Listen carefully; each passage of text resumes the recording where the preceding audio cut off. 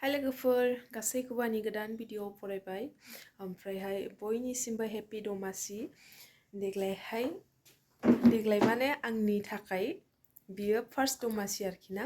बिनि थाखाय आङो सिथाव सावनो नागिरदों नै आथा लाबाय आङो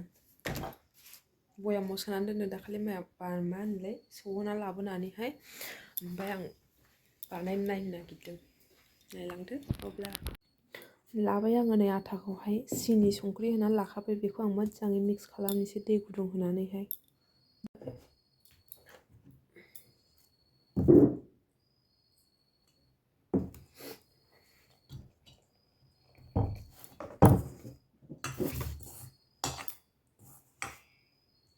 जाला हांगार थुनो मोनो जेरैबो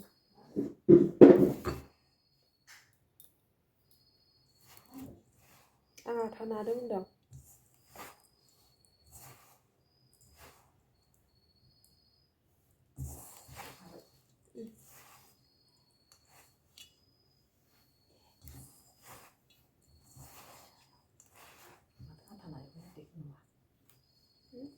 बिलाय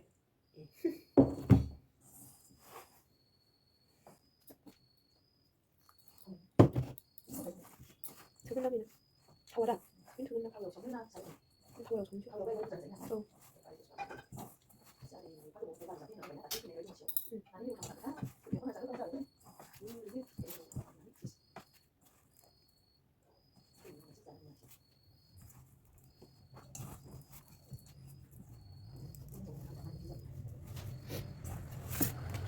नाखांबाय आङो नै दा सावनोसै बयसे आंना जा गिदिर गिदिर नाखायो आटाखौबो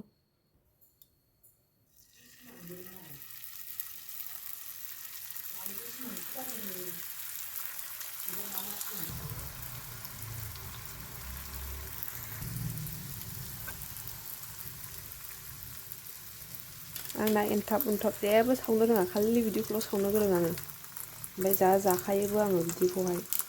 जि गोथाव मोनो आङो बिदिखौ जानो ख्रिस्टमासावबो बिदिखौल' सावना जानो गोरोंखामोन आङो